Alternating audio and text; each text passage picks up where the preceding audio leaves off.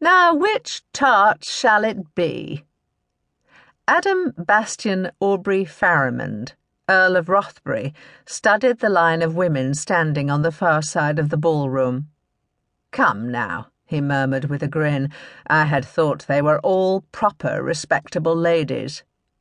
"I'm speaking of the pastries, as you well know," Lord Pickering replied, while eyeing the sweets greedily. With stubby fingers he selected a honey-slathered scone and proceeded to cram it in his mouth. "So, whom do you think Tristan will pick to be his bride?" Caught by surprise, Rothbury expertly dodged a crumb set free from Pickering's mouth. "I've stacked my blunt on the Hayward chit," Pickering continued, flying bits of scone and all, "though Oxley claims he'll pick one of the twins to be his bride. Ha! But we all know one thing's for sure. He'll not pick that awful timid gal.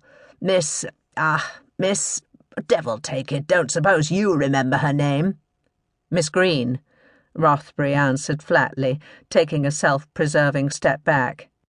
Narrowing his gaze, he studied the 5 hand-picked young women, coming again to a full stop on the only wallflower among them, the painfully shy Miss Charlotte Green. As he watched, she plucked at the band of lace ribbon at her waist, looking as if all the hundreds of pairs of eyes fixed upon her and her competitors had set jabbing pins to her nerves. As if she could truly see them anyway, with her spectacles tucked inside her bodice. She liked to pretend she didn't need them, but he was one of the very few who knew of her little secret. An odd sting of something akin to pity bit at him. Oh, even a jaded man like him could muster at least some smidgen of compassion for the poor creatures, including Miss Green. After all, they had been subjected to participate in this wicked game that had scandalized all of London, except him. Rothbury despised himself for admitting it, but the Duke's plan to marry off his errant younger brother, Tristan, was sinfully devious. According to the strategy, Tristan would pick one lady from the group to be his bride at the end of a fortnight, and that group had been selected by the Duke himself, allowing Tristan a choice, albeit a supervised one. And now that deciding moment had finally come upon them. The air thrummed with loosely contained anticipation. Men rushed to place last-minute wagers on who the young lord would pick, and mothers and guardians of the chosen women prayed it would be their charge, singled out for the esteemed betrothal to a member of the ducal family. Behind Rothbury, the familiar twitterings of feminine whispers broke through his musings. He threw them a glance over his shoulder, and each one flushed pink and broke into giggles. "If they weren't so terrified you'd ravish them, you could have your pick from the lot, I'd wager," Pickering chortled. "There is only one I want."